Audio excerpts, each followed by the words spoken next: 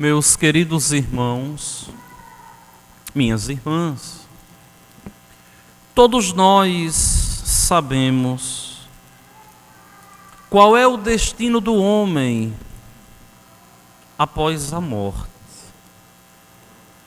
Quando morre, o homem se apresenta diante de Deus e ali acontece aquilo que nós conhecemos como juízo particular. E daquele juízo ali sai a sentença: ou o inferno, ou o céu, ou ainda não. Como assim, padre?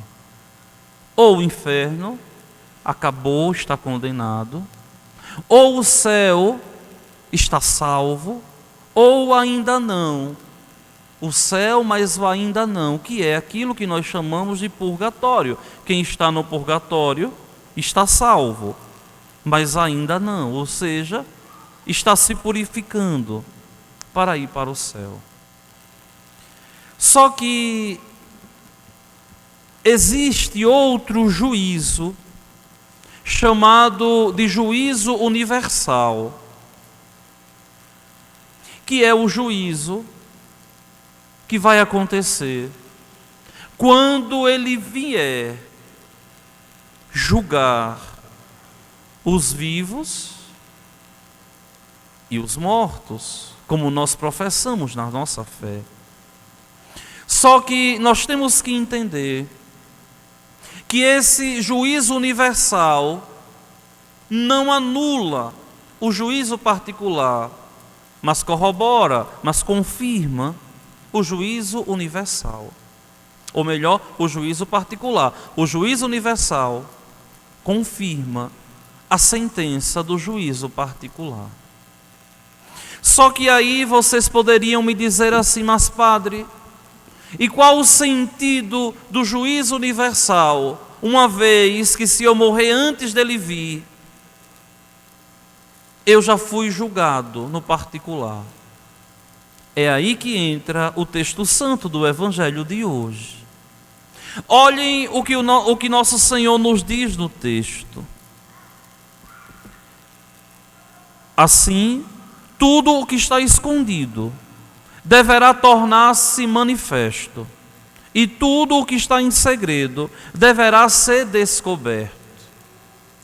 Esse versículo aqui, 22 desse capítulo 4 do Evangelho de Marcos, faz uma referência explícita ao juízo final, ao juízo universal. Por quê? Porque nós temos que entender que o mal que nós cedemos a ele, que o mal que nós praticamos, que o pecado que nós caímos, ele tem toda uma derivação. O pecado não fica ali. Ou seja, o pecado, uma vez cometido, ele vai sendo refletido, e vai causando mal. Porque muitas vezes nós pensamos que o pecado, ele chega ao seu término no outro. Não.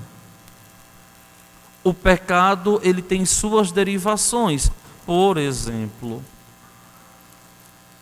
alguém, digamos que matou outra pessoa.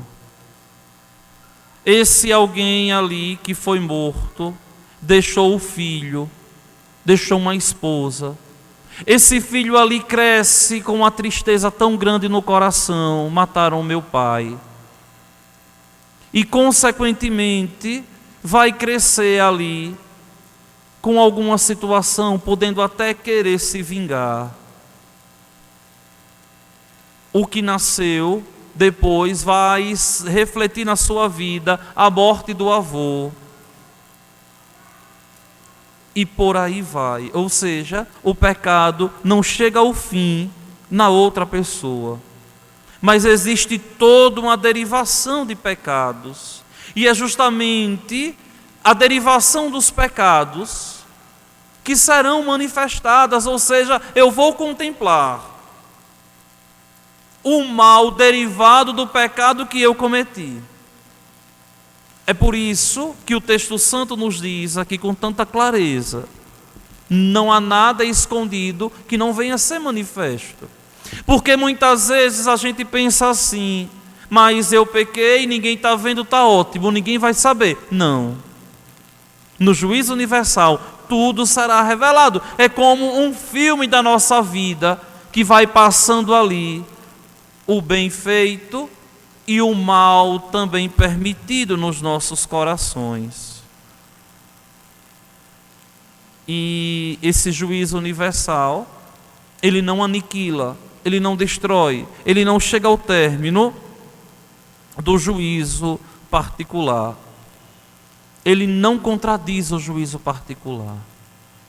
Uma vez eu lembro, eu estava pregando isso em um encontro, em um retiro para umas irmãs, e tinha umas vocacionadas lá, e eu achei tão engraçado, porque uma vocacionada depois me dizia assim, no momento de uma conversa, na confraternização, no momento do lanche, ela me dizia assim: olha, padre, se as pessoas soubessem que o que elas fazem lá na frente todo mundo vai saber, as pessoas pensariam 2 vezes antes de fazer.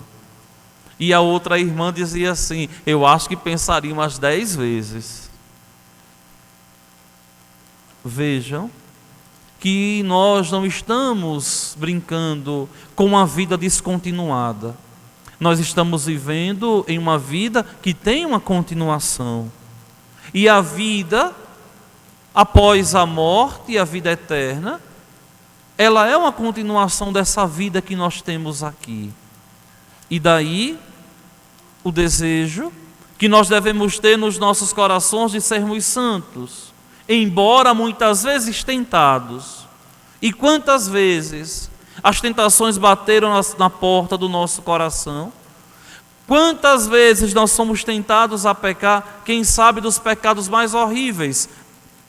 Algumas vezes protegidos por Deus, outras vezes nós corremos, e outras vezes, infelizmente, nós cedemos. Alguns se arrependem e nunca mais cometem, outros se arrependem, mas não têm mais forças para lutar e continuam caindo.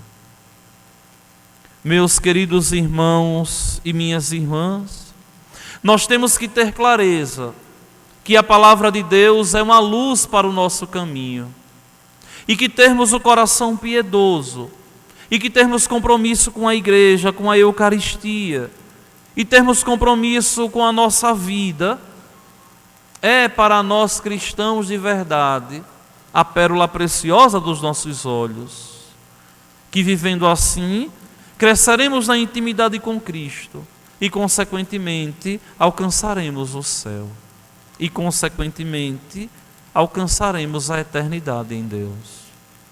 Vamos, pois, meus irmãos, pedir ao Senhor, o bom Deus, todos os dias das nossas vidas, para que cresçamos na amizade com Ele, para que levemos uma vida santa com Ele, para que de verdade nos aproximemos dEle, para que um dia possamos contemplá-lo face a face na glória dos céus. Vamos, pois, ficar de pé.